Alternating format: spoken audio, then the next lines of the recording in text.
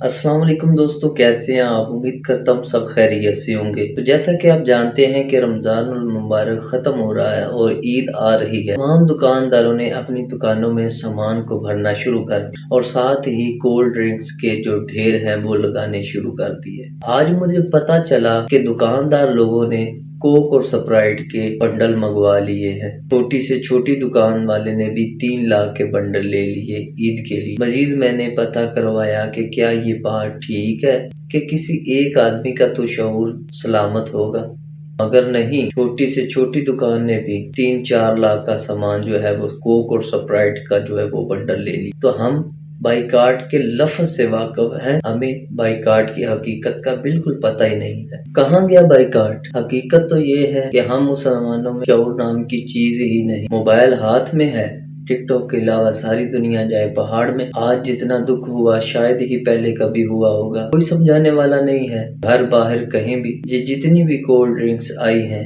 ये हमारे लिए, हमारी आवाम के लिए जो सस्ते पैकेजेस में मिल रही हैं, और हमने कानों पर कपड़ा लपेट लिया है और बाइकाट के लफ्ज़ से वाकिफ हैं, लेकिन उसका मतलब समझना नहीं चाहते। मैं कहता हूँ कि हम अपने घर वालों को तो रोक सकते हैं ना। अगर कोल्ड ड्रिंक्स पीनी है तो गवर्नमेंट की ले आए, उसके अलावा नेक्स्ट और बहुत सी पाकिस्तान की अपनी कोल्ड ड्रिंक्स हैं उनको इस्तेमाल करें, ना कि इन यहूदी मसनूआत को इस्तेमाल करें। आपको शायद पता होगा पूरी दुनिया में तमाम इसराइली मसनूआत का बाइकाट बहुत वसी और अरीज पैमाने पर हुआ है। कई मुसलमान ममालिक ने कोका कोला, पेप्सी, मैकडोनल्ड और कई इसराइली मसनूआत का मुकम्मल तौर पर बाइकाट कर दिया। तुर्की के दुकानदारों ने पेप्सी और कोका कोला का स्टॉक उठवा दिया। मालदीव, इंडोनेशिया ने इन पर मुकम्मल तौर पर पाबंदी लगा दी है।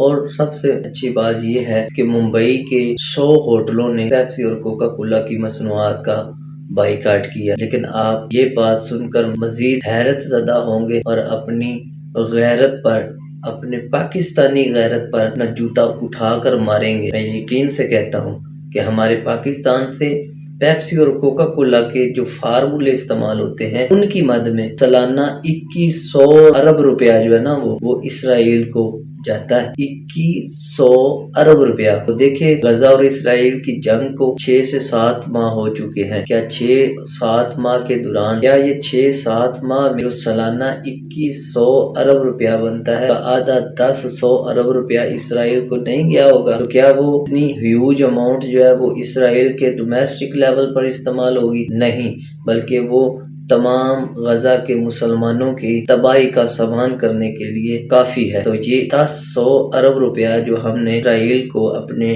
ड्रिंक्स की मसनूआत के फार्मूले की बना पर इसराइल को दिया है, तो इसमें गजा की तबाही में हमारा भी हाथ। यकीन माने कि अगर इस रमज़ान मुबारक में वो बच्चे का नामदार, मदनी ताजदार, शाफ़ा रोज़े शुमार के सामने पेश होंगे, तो क्या अगर वो हमारे मुसलमानों की शिकायत कर दें कि उन्होंने एक छोटा सा जो काम है जिहाद के सिलसिले में बाइकाट उनकी मसनूआत का नहीं किया, तो क़यामत के रोज़ हम किस तरीके अपने आका मदनी ताजदार को मुंह दिखाएंगे कि हमने उनकी उम्मत के साथ ऐसा सलूक किया। जैसा कि आप जानते हैं कि खैबर के मार्के में जो यहूदी थे उनका एक बहुत बड़ा जो इमदादी सामान था वो एक खजूर के बाग से जाता था। तो हजूर नबी करीम सल्लल्लाहु अलैहि वसल्लम ने उस खजूर के बाग को जड़ से उखाड़ने का हुक्म दिया था कि इससे उनकी जो मुईशत है वो तबाह होगी, वो पसपा हो जाएंगे और मुसलमान जो है वो फतहयाब होंगे। तो ये भी एक उस कड़ी का सिलसिला है कि हम अगर